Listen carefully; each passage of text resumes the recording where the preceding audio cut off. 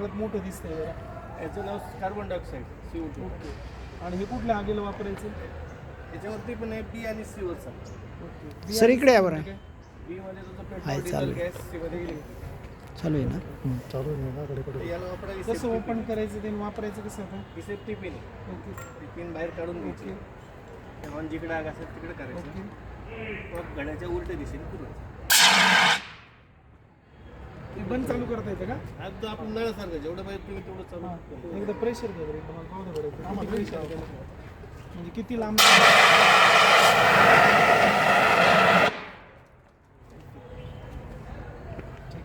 बंद करा. बंद करा. पिन येतो तुम्हाला बघायचं बघून घ्या. बघ बरं.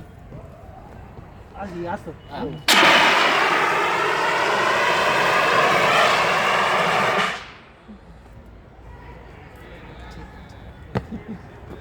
ओके. करा बंद. बंद नाही केला. हा जास्त करून कम्प्युटर सिस्टीम जे असते ना तिथे वापर तिथे वापर.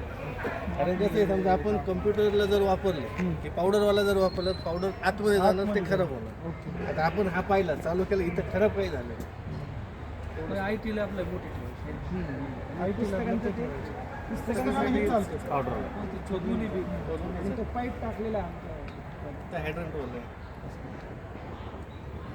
IT लॅबला कोणती होती? हेच होते ना आपली ऑफिसमध्ये होती. असं पहिले असते मला पण ती इकडची मग हे IT लॅबला किती किलो असते? हे 4.5 किलो. तो 5 किलो. हां? तो 2 किलो. 5 किलो तो 4.5चा कापूर. याच्यामध्ये गॅस आहे. गॅस आणि याच्यामध्ये पावडर आहे. याला एक्सपायरी वगैरे असते? 1 वर्ष. 1.5 वर्ष. 1.5 वर्ष. याची किती किंमत असते?